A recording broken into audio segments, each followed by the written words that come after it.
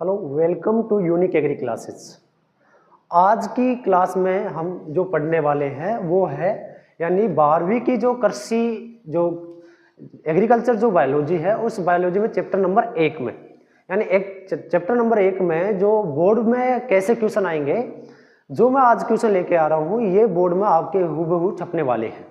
ठीक है, इस सेशन में अपन ये भी देखेंगे कि किस टाइप के क्वेश्चन आते हैं, इस चैप्टर से कितने क्वेश्चन आएंगे, किस तरह के क्वेश्चन आएंगे, यानी जो वस्तुनिष्ठ क्वेश्चन किस तरह के आएंगे, रिक्त स्थान किस तरह के आएंगे, लघुरात्मक किस तरह के, अति लघुरात्मक किस तरह के क्वेश्चन आएंगे। ठीक है, तो अपन बिना किसी देरी के इस सेशन को अपन क्या करते हैं, स्टार्ट करते हैं। ठीक है, सबसे पहले अपन इसमें देखते हैं, ये अपनी मतलब थीम ये है कि एग्जाम डोज की तरह है। ये एग्जाम डोज यानी इससे बाहर कुछ नहीं जाने वाला चैप्टर नंबर 1 से। ठीक है, और परीक्षा में आने पूरी की पूरी संभावना है इन क्वेश्चनों को छपने की, पूरी की पूरी संभावना है। ठीक है, तो अपन स्टार्ट करते हैं चैप्टर नंबर 1 से। चैप्टर नंबर 1 में सबसे पहले अपन ये देख लें उस चैप्टर का नाम क्या है। ठीक है, तो चैप्टर का जो नाम है वो है पादप प्रजनन। क्या है? पादप प्रजनन। ठीक है, इससे वस्तुनिष्ठ क्वेश्चन आएंगे 2 आधे नंबर के, रिक्त स्थान क्वेश्चन आएगा 1 आधा नंबर का, अति लघुरात्मक आएगा 1 नंबर का, एक क्वेश्चन आएगा 1 नंबर का, लघुरात्मक कितना आएगा, 1 क्वेश्चन आएगा 1.5 नंबर का, और निबंधात्मक क्वेश्चन आएगा 1 आएगा 4 नंबर का। यानी ये चैप्टर जो है इसमें क्वेश्चन तो अंक भार तो कितना है 8, और क्वेश्चनों यानी प्रश्नों की जो संख्या है वो कितनी है 6। देख लो आप, 2 और 1 3 4 5 और 6 क्वेश्चन कितने आएंगे 6, और चैप्टर कितने नंबर का है 8 नंबर का चैप्टर है। ठीक है, सबसे पहले इसमें देखते हैं अपन कि भारत में पादप प्रजनन जो द्रव्य जो संरक्षण है उसका केंद्र का नाम क्या है, तो वो है NBPGR यानी national bureau of plant genetic resources, राष्ट्रीय पादप अनुवांशिकी संसाधन ब्यूरो। ये कहाँ पर स्थित है? नई दिल्ली में। कई बार इसकी फुल फॉर्म भी पूछ लेता है, तो इसकी फुल फॉर्म है राष्ट्रीय पादप अनुवांशिकी संसाधन ब्यूरो, जो कहां पर है? नई दिल्ली में। कहां पर स्थित है? नई दिल्ली में स्थित है। दूसरा, जो जैकिनिन्स है, जैकिनिन्स ने 1940 में किस आवर्ती वर्ण के बारे में बताया था? तो आवर्ती वर्ण कौन सा था? सामान्य संयोजन क्षमता के लिए आवर्ती चेन। अगला, दूरस्थ संकरण का अभिप्राय किसमें है? इसमें क्या करते हैं, 2 जाति या 2 जीनस के बीच में क्या करवाया जाता है? संकरण करवाया जाता है। ये 2 प्रकार का होता है, एक तो होता है परभेदी, अंतर परभेदी। ठीक है, एक तो कैसा होता है? अंतर परभेदी। परभेदी, अंतर परभेदी में क्या है? अलग अलग जातियों के मध्य संकरण करवाना। ठीक है, और इसमें एक ही जाति की 2 किस्मों के मध्य क्या करवाना, इसमें तो क्या करते हैं अलग अलग किस्मों के मध्य संकरण कराना, और इसमें क्या किया जाता है 2 अलग अलग जातियों के बीच में क्या करवाया जाता है? संकरण करवाया जाता है। संकरण की विधि नहीं है, तो संकरण की विधि कौन सी नहीं है? शुद्ध वंशक्रम। और एक कौन सी नहीं है? चयन वाली भी नहीं है, यानी चयन विधि या समूह चयन। कौन सी? समूह चयन। और एक कौन सी? शुद्ध वंशक्रम। बाकी अगर बात करें है कौन कौन सी, तो है कौन कौन सी वो भी ध्यान में रखना, जैसे वंशावली है, वंशावली है, इसके साथ में पुंज विधि है, पुंज विधि है, बहुसंकरण विधि है, और प्रतीत विधि है, प्रतीत विधि। ठीक है, ये विधियां किसकी श्रेणी में आती हैं? संकरण विधि की श्रेणी में। और इसके साथ में जो शुद्ध वंशक्रम और चयन वाली है, समूह चयन वाली, ये विधि संकरण के अंतर्गत नहीं आती है। उत्परिवर्तन या म्यूटेशन जो शब्द है वो सर्वप्रथम किसने दिया? तो हुगो ड्रीब्रिज ने दिया। कब दिया? 1900 में दिया। ये भी हुबहू आने वाला क्वेश्चन है, इंपोर्टेंट क्वेश्चन है। एकल पादप वर्ण की जो विधि है, विधि का आविष्कार किसने किया? तो वो किसने किया? निहलसन एहिन ने किया, वह उनके सहयोगियों ने कब किया? 1900 में। ध्यान रखना, एकल पादप वर्ण सिद्धांत। ठीक है, शुद्ध वंशक्रम सिद्धांत किसने दिया? तो शुद्ध वंशक्रम सिद्धांत किसके द्वारा? जोहानसन के द्वारा दिया गया था, 1903 में दिया गया था। ठीक है, अगला स्लाइड में अपन देखें तो अगली स्लाइड में वंशानुगति के नियमों का प्रतिपादन किसके द्वारा किया गया है? क्या क्वेश्चन है? वंशानुगति या वंशागति के नियमों का प्रतिपादन किसके द्वारा किया गया? तो मेंडल के द्वारा गया था। ठीक है, 1850 के लमसम, या अगर फिक्स पूछे तो 1854। ठीक है, भारत में जनन दर जो संग्रहण है या संरक्षण के किसके द्वारा कार्य की और कहां पर किया जाता है? तो national bureau of plant genetic resources के द्वारा, कहां पर? नई दिल्ली में किया जाता है। वांछित लक्षणों युक्त जनन दर या किस्म को प्राप्त करने की क्रिया क्या कहलाती है? अर्जन कहलाती है, ध्यान रखना। और अर्जन का कार्यकर्ता कौन है? National bureau of plant genetic resources. यदि अपन किसी वांछित लक्षणों को अपने को या उन लक्षणों का जनन दर या किस्मों को प्राप्त करना है तो वो क्रिया क्या कहलाती है? अर्जन कहलाती है। अब आता है पादप पुरुषस्थापन। पादप पुरुषस्थापन के द्वारा नई किस्में जो धान की जो विकसित हुई है या जो प्राप्त हुई है वो कौन सी है? TN फर्स्ट यानी Taiwan native first, IRI 8, IRI 36 और IRI 28। पहली बात, पादप पुरुषस्थापन क्या होता है इसके डेफिनेशन आगे है अपने डिटेल से। अपन बोल सकते हैं पादप पुरुषस्थापन के द्वारा धान की ये क्या है? उपलब्धियां हैं। ठीक है, उद्गम केंद्र के बारे में किसने बताया सर्व पहले? तो वो रूसी वैज्ञानिक था, उसका नाम था क्या था? वेविलोव।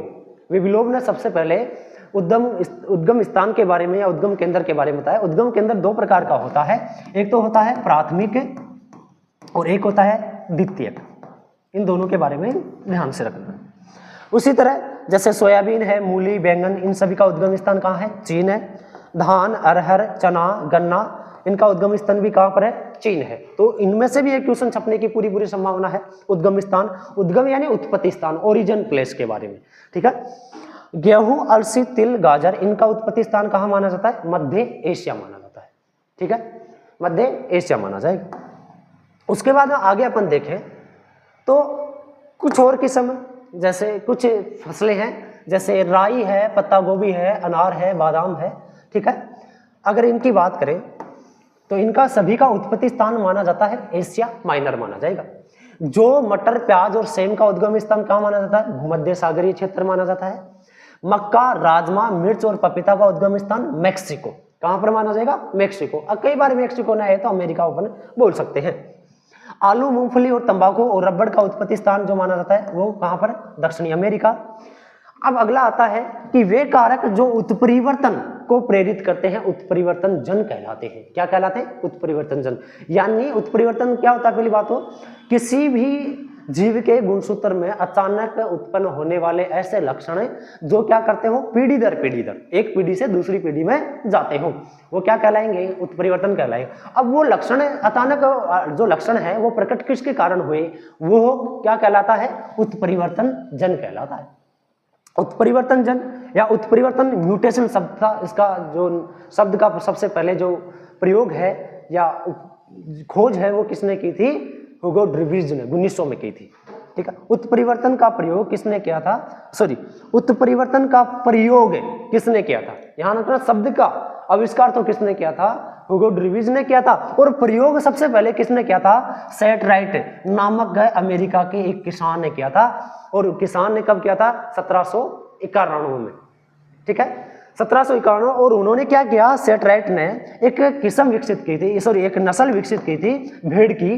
किसके द्वारा? उत्परिवर्तन के द्वारा। और उस नस्ल को क्या नाम दिया गया? एकल नस्ल, एंकल नस्ल।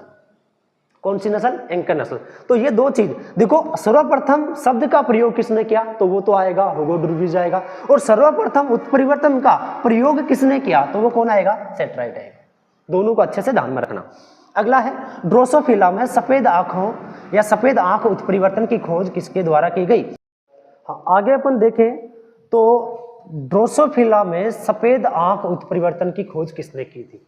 तो ड्रोसोफिला में किसने की थी? वो मॉर्गन ने की थी। कब? 1910 में। कब की थी? 1910 में की थी। उसके बाद में अक्ष किरणों की खोज किसने और कब की? तो वो की मूलर ने, यानी ये मूलर ने की। कब की? 1927 में। ये भी ध्यान में रखना। चलते हैं नेक्स्ट स्लाइड पे।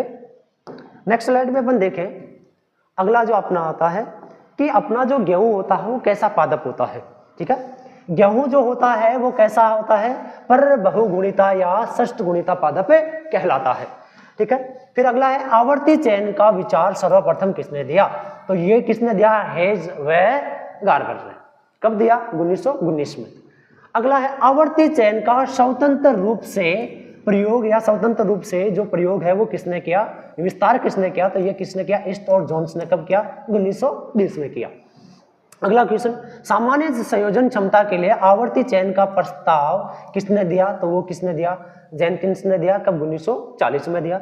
अगला है विशिष्ट संयोजन। यहाँ ध्यान रखना विशिष्ट आ गया है, विशिष्ट आते ही हल आ जाएगा, ठीक है। विशिष्ट संयोजन क्षमता के लिए आवर्ती चयन का प्रस्ताव किसने दिया? तो वो हल ने दिया। कब? 1945 में।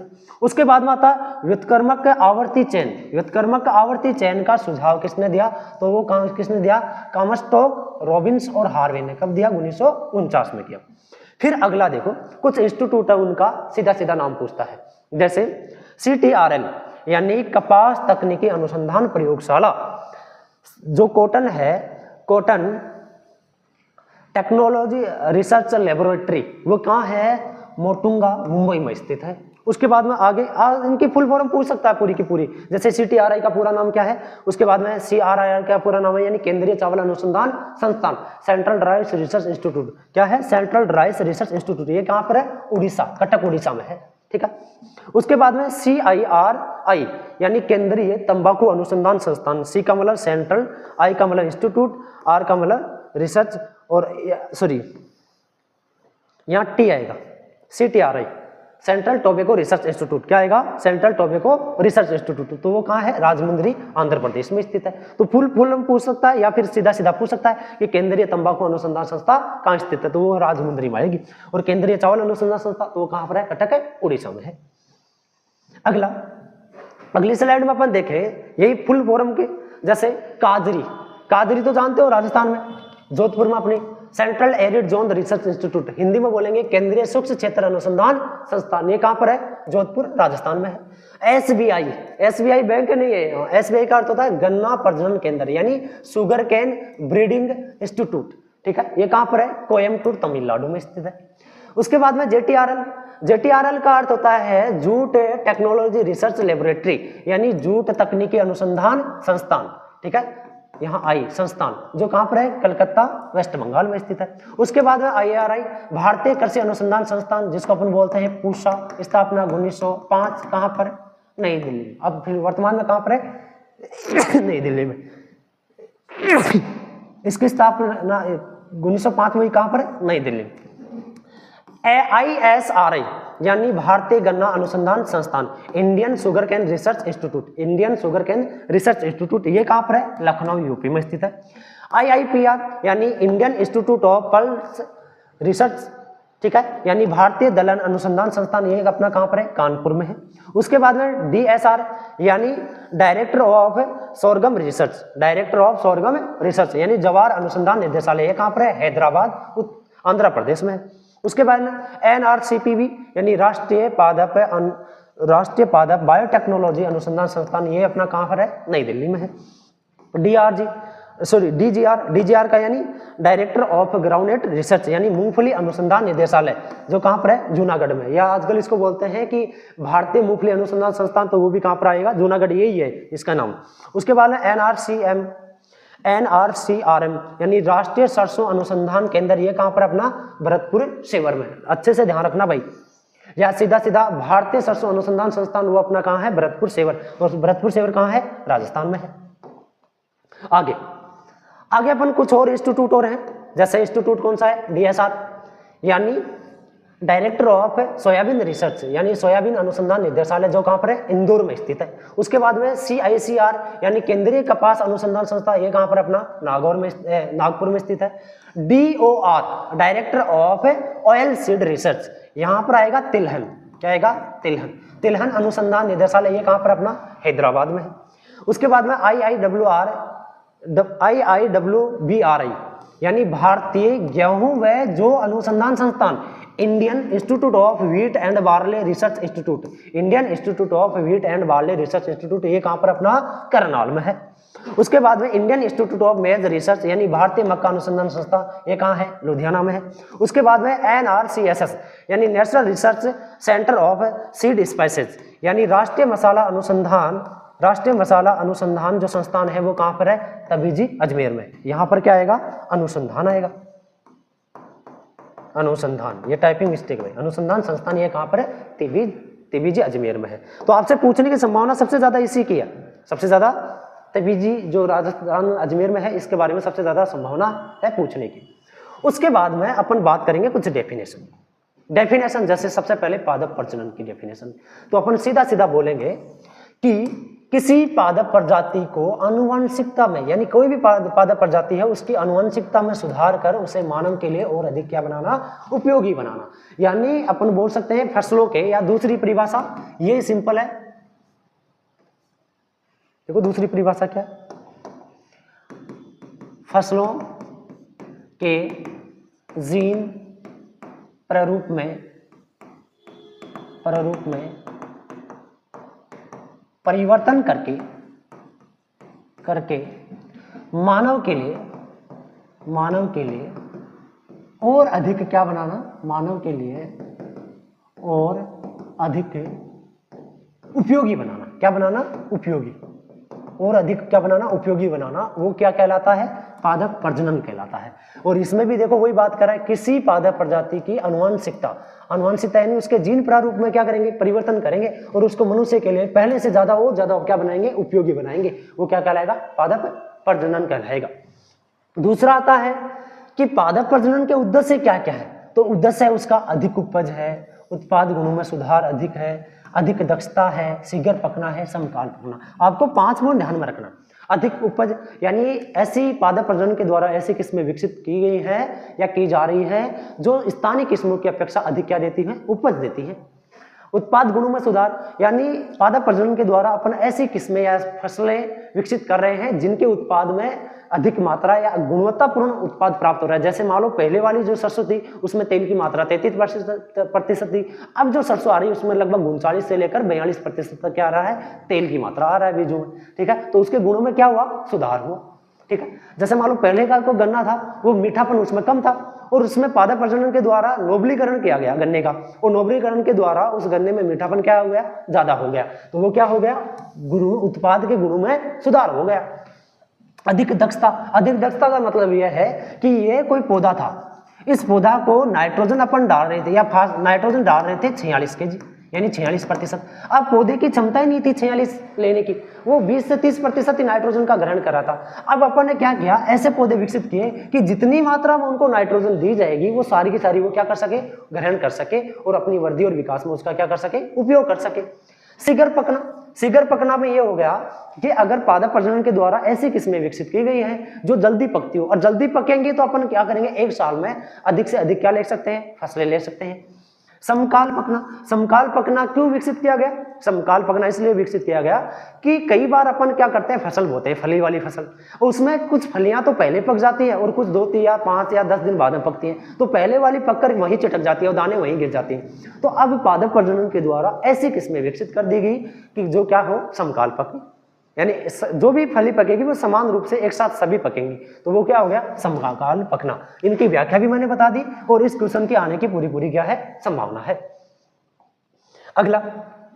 अगला है कि आपसे सहलगनता के बारे में पूछ ले कि सहलगनता क्या होता है। तो सहलगनता क्या बोलेंगे, एक गुणसूत्र पर उपस्थित 2 या 2 से अधिक ऐसे जीन जो साथ साथ वंशानुगत होते हैं वो सहलगन जीन कहलाता है। यानी 2 जीन साथ साथ चलते हैं तो सहलगन क्या कहलाती है, जीन, और यह गुण उसका क्या कहलाता है, सहलगनता। और आपसे पूछ ले सहलगनता की खोज किसने की, तो किसने की, मॉर्गन ने की। ठीक है, किसमें की, ड्रोसोफिला की आंखों में सफेद आंखें की उसने। ठीक है, उसके बाद में आपसे गामियन पूछता था, गामियन यानी डोमेस्टिकेशन। पहली बात मैं आपको ये बता दूं, डोमेस्टिकेशन क्या होता है कि कोई भी जंगली प्रजाति थी, उस जंगली प्रजाति को लाकर अपन उसकी खेती करने लगे, उसको लगातार बाने लग गए, यानी जंगली था अब कैसा हो गया, देसी हो गया, लगातार बाने लग गए, तो वो क्या कहलाएगा, गामियन कहलाएगा। उदाहरण के तौर पे किसी जंगली प्रजाति को मनुष्य द्वारा गांव में लाकर या खेती करना क्या कहलाएगा, गामियन कहलाएगा। जैसे आपको याद हो तो मुर्गी का अपना साइंटिफिक नाम पढ़ा था, गेलस। और जैसे मुर्गी, ये तो कौन सी थी, पालतू मुर्गी थी, सॉरी जंगली मुर्गी थी। जंगली मुर्गी का साइंटिफिक नाम क्या था, गेलस। और जैसे अपन उसको पाने लग गए, यानी पहले जंगली थी अब अपन क्या करने गए, उसको पाने लग गए। ठीक है, तो वो क्या कहलाया, उसका साइंटिफिक नाम क्या बन गया, गेलस डोमेस्टिकस, और वही शब्द है डोमेस्टिकस। यानी पुरानी प्रजाति को लाकर उसकी अपन क्या करें, खेती करें, तो क्या कहलाएगा, गामियन कहलाएगा। अगला आता है पादप पुरुषतापन। पादप पुरुषतापन भी समझो कि अपने पास में जैसे मान लो ये भारत है, ये अपना क्या है, भारत। ठीक है, ये है अमेरिका, हाँ भारत है, ये है पाकिस्तान तो क्या लेंगे, अमेरिका इसलिए। हम भारत पाकिस्तान से तो अपन क्या लाएंगे, ठीक है। तो अपन ने क्या किया, अमेरिका से एक पौधा लिया, अमेरिका से ऐसा पौधा लाकर भारत में उगाया जो भारत में वह पौधा पहले नहीं उगाया जाता था, ठीक है। यानी इस स्थान से उस पादप को लाकर ऐसे स्थान पर उगाना जहां वो पहले नहीं उगाया जाता था, ठीक है। तो वो क्रिया क्या कहलाएगी, उस पौधे को लाकर ऐसे स्थान पर उगाना, वही अपना क्या कहलाता है, पादप पुरीस्थापन। देख लो, किसी पादप प्रजाति को उसके स्वयं के स्थान से लाकर ऐसे जगह उगाना जहां वो पहले उपस्थित नहीं था, यानी पहले नहीं उगाया गया था, अभी अपन लाकर क्या करें, उसको उगा रहे हैं। जैसे अपन बात करें पपीता, धान की बहुत सारी वेराइटी, ठीक है, गेहूं की बहुत सारी वेराइटी, आलू, ठीक है, मूंगफली, ये सारी अपन ने बाहर से लाई है, ठीक है, बाहर से लाकर पहले भारत में नहीं उगती थी, तो ये सारे के सारे क्या है, पादप पुरीस्थापन के हैं, ठीक है। तो ये हो गया पादप पुरीस्थापन। अगले देखो, अगली है कि जनन द्रव्य किसको बोलेंगे। भाई जनन द्रव्य का अर्थ ये होगा कि पौधे के अंदर पाए जाने वाला आनुवंशिक पदार्थ, न्यूक्लिक अम्ल, ठीक है, वही अपना क्या कहलाता है, जीव द्रव्य कहलाता है। देख लो, किसी फसल प्रजाति का स्वयं का तथा उसकी जंगली संबंधियों का कुल, यानी उसके अंदर उपस्थित क्या आनुवंशिक द्रव्य हो, उसका क्या कहलाता है, जनन द्रव्य। यानी किसी भी पौधे या उसके जंगली जो संबंधी हैं उनमें उपस्थित है आनुवंशिक द्रव्य, क्या कहलाता है, जनन द्रव्य। और उस आनुवंशिक द्रव्य को एकत्रित करना क्या कहलाएगा, जनन द्रव्य संग्रह कहलाएगा। और ये भी ध्यान रखना, भारत में जनन द्रव्य संग्रह का कार्य कौन करता है, राष्ट्रीय पादप आनुवंशिकी संसाधन ब्यूरो, यानी नेशनल ब्यूरो ऑफ ट्रांसजेनेटिक रिसर्च, जो कहां पर है, नई दिल्ली में स्थित है। अगला, जनन द्रव्य को एकत्रित करने का कार्य क्या कहलाएगा, जनन द्रव्य संग्रह कहलाता है, ठीक है। अब आगे अगला देखो, संकरण किसको बोलेंगे। संकरण कह रहा है दो या दो से अधिक विपर्यासी लक्षणों वाले जनकों के मध्य क्या कराएंगे, क्रॉस करवाएंगे, और क्रॉस कराने की क्रिया क्या कहलाती है, संकरण कहलाती है, ठीक है। अगला, किसी, देखो अगला है उत्परिवर्तन। उत्परिवर्तन पहले बता दिया अपन ने, किसी भी जीव में अचानक होने वाले ऐसे परिवर्तन जो एक पीढ़ी से दूसरी पीढ़ी में जाते हो, ठीक है, वो क्या कहलाएंगे, उत्परिवर्तन कहलाएगा। देख लो, किसी जीव के लक्षण, किसी जीव के लक्षणों में होने वाला आकस्मिक यानी अचानक, क्या आ जाएगा, अचानक, वह वंशानुगत यानी एक पीढ़ी से दूसरी पीढ़ी में जाने वाला परिवर्तन क्या कहलाएगा, उत्परिवर्तन। और उत्परिवर्तन की खोज किसने की, खोज तो किसने की थी, ह्यूगो ड्यूविज ने। और पूछे प्रयोग किसने किया, तो सेटराइट ने किया। किसने किया, सेटराइट ने। और सेटराइट ने प्रयोग करके एक भेड़ की नस्ल विकसित की थी, उस भेड़ का नाम क्या था, एंकल नस्ल। कौन सा था, एंकल नस्ल। आगे, किसी भी जीव, आगे देखो किसकी है, बहुगुणिता किसको बोलते हैं, किसी भी जीन की कायिक कोशिकाओं में गुणसूत्र की संख्या यानी 2n, इनमें उत्पन्न विभिन्नता यानी 2n से वो क्या होगी, 3n होगी, क्या होगी, 3n होगी, 4n होगी, या केवल n होगी। तो इस तरह की विभिन्नता क्या कहलाती है, बहुगुणिता कहलाती है।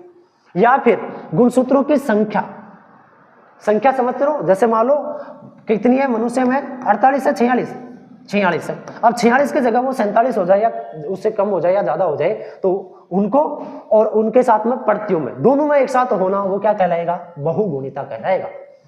अगला, आनुवंशिक अभियांत्रिकी किसको बोलते हैं, जैविक कारकों जैसे सूक्ष्म जीवों आदि के जीनों में उत्परिवर्तन करके, यानी कोई भी जैविक कारक है या कोई सूक्ष्म जीव है, उसके जीन में अपन ने क्या किया, परिवर्तन किया, और परिवर्तन करके उनके उत्पादों को नियंत्रित उपयोग में मनुष्य के लिए लेना, यानी उनको उत्पादों को नियंत्रित करना और मनुष्य के लिए उपयोग में लेना, वही क्रिया क्या कहलाती है, आनुवंशिक अभियांत्रिकी कहलाती। सीधी बात यही है कि अपने जो सूक्ष्म जीव है या अन्य कोई जैविक जीव है, उन जीवों से अपने को कोई रसायन या उत्पाद प्राप्त करना, और उस उत्पाद को अपन क्या करेंगे, नियंत्रित करेंगे, और नियंत्रित करके मनुष्य के लिए अपन क्या करेंगे, उनको उपयोग में लेंगे, ठीक है। तो वह क्रिया क्या कहलाती है, आनुवंशिकी अभियांत्रिकी कहलाती है।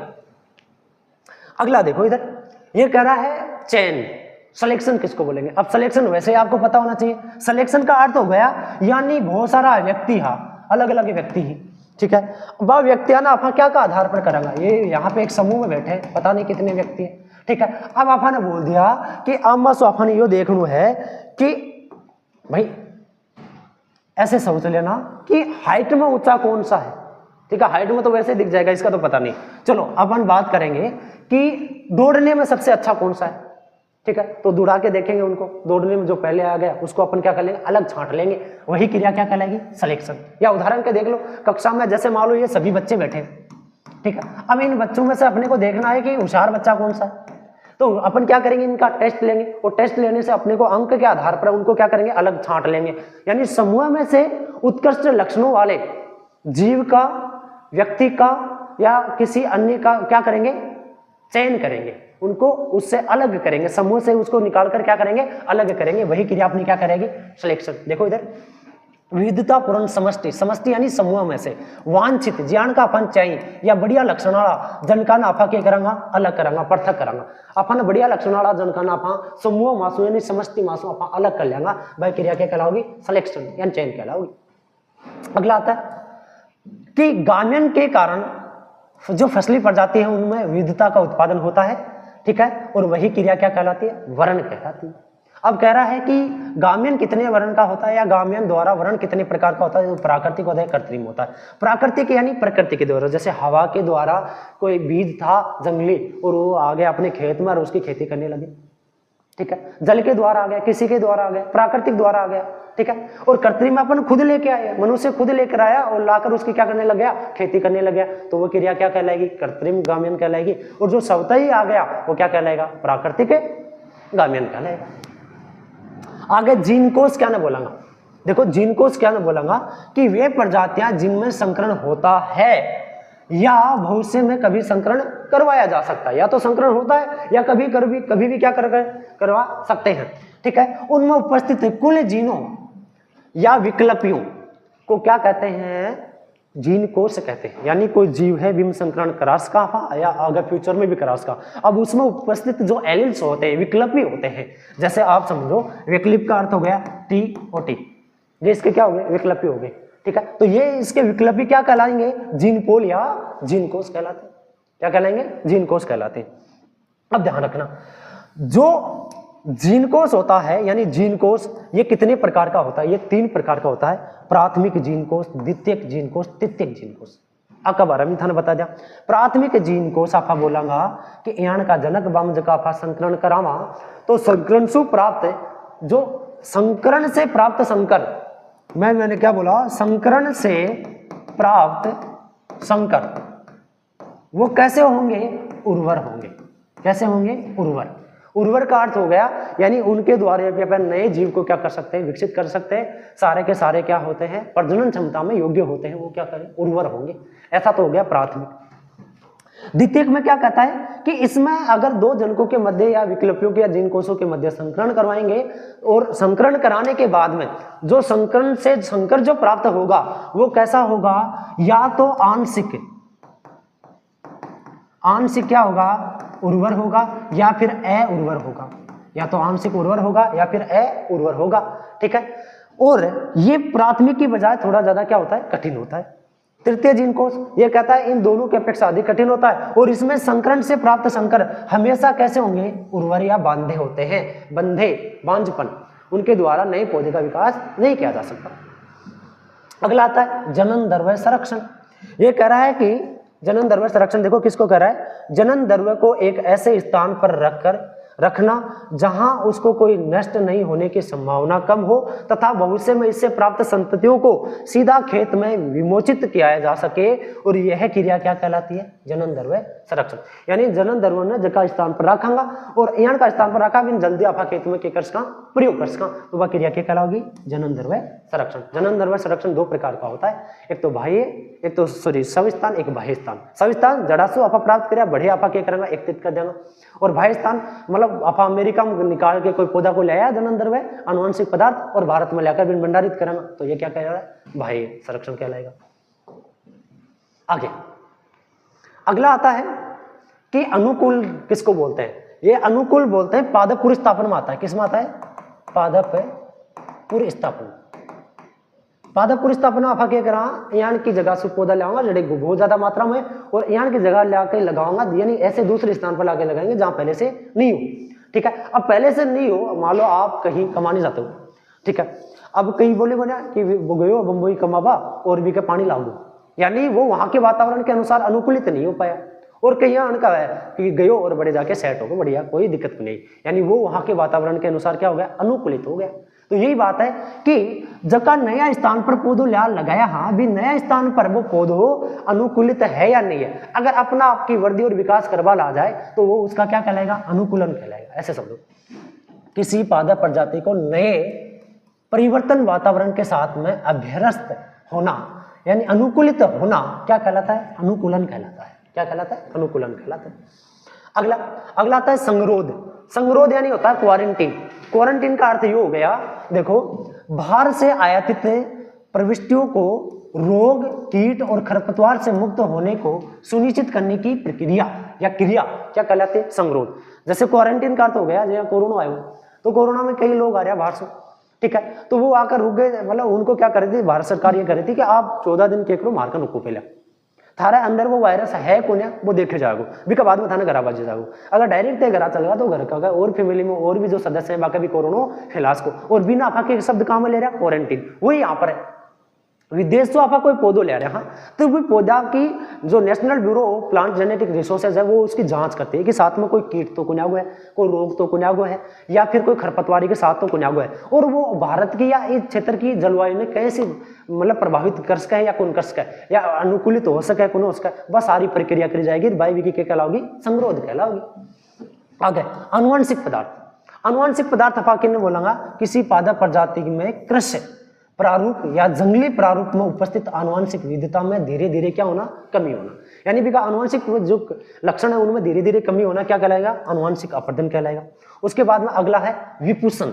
विपुषण होता है पराग कोश या पराग कणों के परिपक्व होने से पूर्व की क्रिया, ठीक है, पूर्व की क्रिया नहीं है, यानी पूर्व ही हटाने की क्रिया, पूर्व की हटाने की क्रिया, हटाने की क्रिया क्या कहलाती है, विपुषण। इसमें क्या करता है, जायांग को बिना क्षति पहुंचाए पुष्प से परागकोश या पुंकेसर को क्या करना, हटा देना। यह समझ लो कि उदाहरण के तौर पर यह अपना कोई फूल था,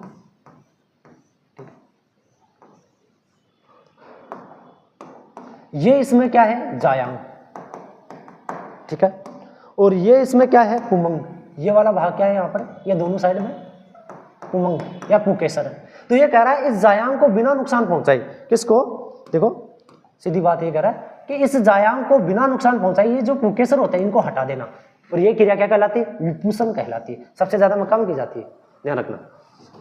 वांछित आगे क्या आती है, परागण। परागण तो मैं बेरो है कि आपा क्या करूंगा, एक की जो ऐसे समझो, वांछित लक्षणों युक्त उद्देश्य पूर्ण करने के लिए पराग कणों का वर्तिका पर स्थानांतरित कराना, यानी ये सीधी सी बात है, यहाँ पे परागकोश होंगे या किसी दूसरे पुष्प के अपन क्या करेंगे, पुंकेसर लाएंगे और परागकोश लाएंगे और लाकर इस जायांग पर छिड़क देंगे, वो क्रिया क्या कहलाती है, परागण कहलाती है। ठीक है, आगे अगला आता है स्वतः उत्परिवर्तन। किसको बोलते हैं, स्वतः उत्परिवर्तन। देखो जब उत्परिवर्तन बिना किसी उत्परिवर्तन जन आएगा, यहाँ पे जन के उच्चार से स्वतः ही उत्पन्न हो जाती है तो वो क्या कहलाएगी, स्वतः उत्परिवर्तन कहलाएगी। उत्परिवर्तन जन किसको बोल रहा है, यानी ऐसा उत्परिवर्तन जो किसी कारण से हो रहा है, उत्परिवर्तन जिसके कारण से होगा वो क्या कहलाएगा, उत्परिवर्तन जन कहलाता है। उसके बाद में अगला आता है प्रेरित उत्परिवर्तन, यानी जब उत्परिवर्तन की क्रिया किसी उत्परिवर्तन जन के उपचार से होती है, ठीक है, यानी उसमें तो उपचार के स्वतः ही हो जाते हैं और उस उपचार से होती है तो वो क्या कहलाएगी, प्रेरित कहलाएगी। उसके बाद में अगला आता है असुगुणिता। असुगुणिता देखो किसमें, सीधी सी बात है, कुल गुणसूत्रों की संख्या में कमी या वृद्धि होना। जैसे मान लो मनुष्य में 2n कितना है, 46, अब 46 की जगह वो कितना हो जाए, 47 हो जाए, या फिर कितना हो जाए, 48, तो कुल गुणसूत्रों की संख्या में या तो कमी हो रही है क्या, वृद्धि, यही कह रहे हैं। कोशिका के द्विगुणित गुणसूत्रों की संख्या में एक या एक से अधिक गुणसूत्रों की कमी या वृद्धि होना क्या कहलाता है, असुगुणिता कहलाता है। क्या कहलाता है, असुगुणिता। असुगुणिता के बारे में मैं थोड़ा सा आपको और समझा दूं कि इसमें होता क्या है, ठीक है। असुगुणिता आप इस तरह भी समझ सकते हो, असुगुणिता में मैं नया एक वो लेके आ रहा हूं, असुगुणिता अच्छे से समझ में। देखो असुगुणिता क्या होता है,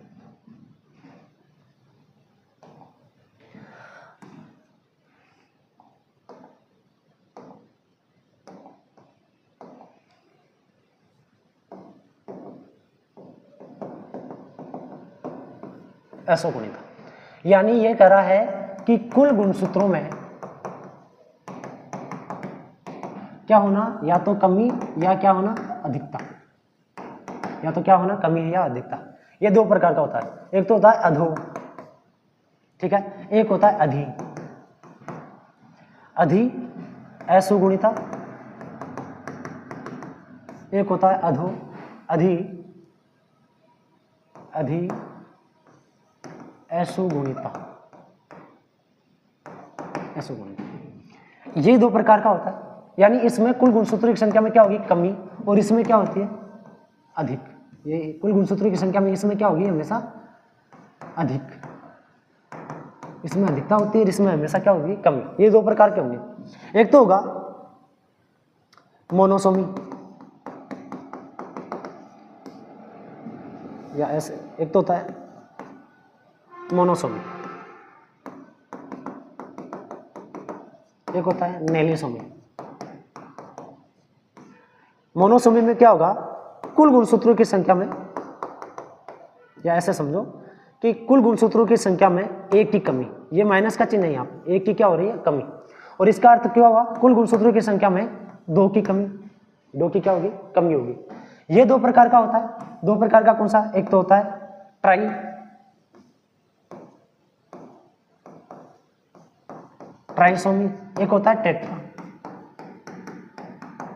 यहां पे क्या होगा, कुल गुणसूत्रों की संख्या में एक की वृद्धि, यहाँ प्लस लगाया देखो मैंने, यहाँ माइनस लगाया था, एक की वृद्धि, और यहाँ कुल गुणसूत्रों की संख्या में दो की क्या होती है, वृद्धि होती है, वो क्या कहला रहे, टेट्रासोमी। तो ये भी आपको ध्यान में रखना है पूरा का पूरा। आगे देखो, आगे जो क्वेश्चन अपना है उसी को अपन लगातार चलते हैं। अगला जो क्वेश्चन है वो क्या कहलाएगा, सुगुणिता। क्या कहलाएगा, सुगुणिता।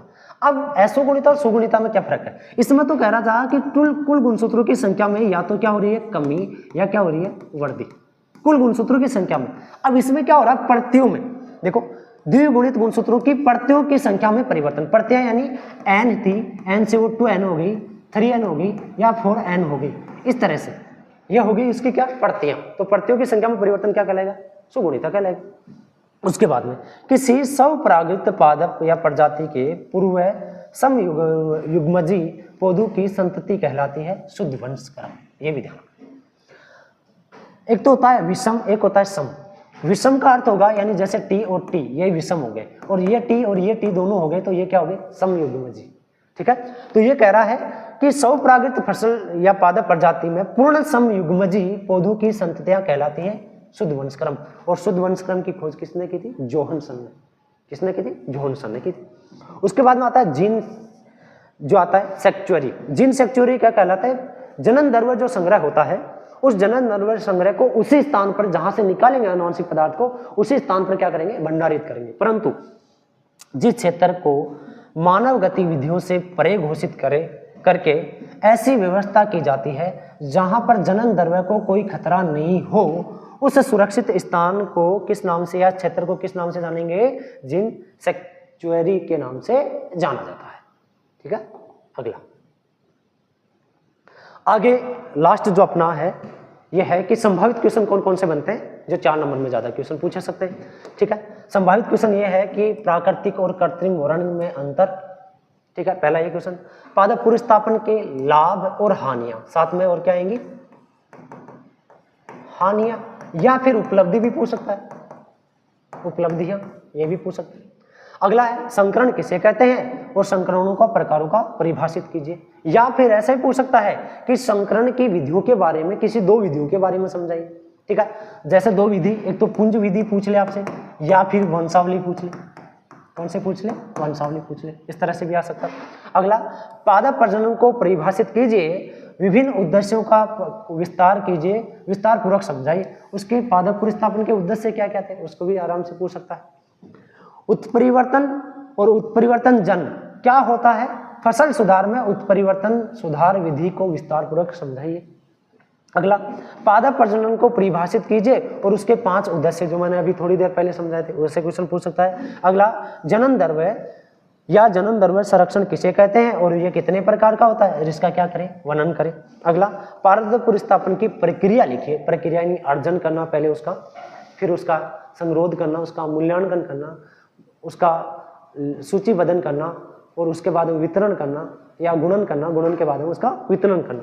या फिर शुद्ध वंशक्रम चयन के लाभ और हानि पूछ सकता है। इनको संभावित क्वेश्चन है। हम ये नहीं कहते कि यही आने वाला, ये जरूर है कि जो हमने बताया उससे बाहर कुछ नहीं जाने वाला। ठीक है, तो आज की क्लास आपको कैसे लगी? अगर अच्छी लगी है तो लाइक और सब्सक्राइब करें, और साथ में अगर ये क्लास आपको अच्छी लगे तो चैप्टर नंबर 2 भी आपका जल्दी ही उपलब्ध करा दिया जाएगा। हमने एग्रीकल्चर का भी एक करवा दिया है और बायोलॉजी का भी एक, और आपके लगभग अपन 15 जनवरी 25 जनवरी से पहले इस एग्रीकल्चर, बायोलॉजी और केमिस्ट्री के सभी चैप्टर जो यूट्यूब चैनल पर अपने क्या कर दिए जाएंगे, अपलोड कर दिए जाएंगे। ठीक है, जय हिंद, जय भारत।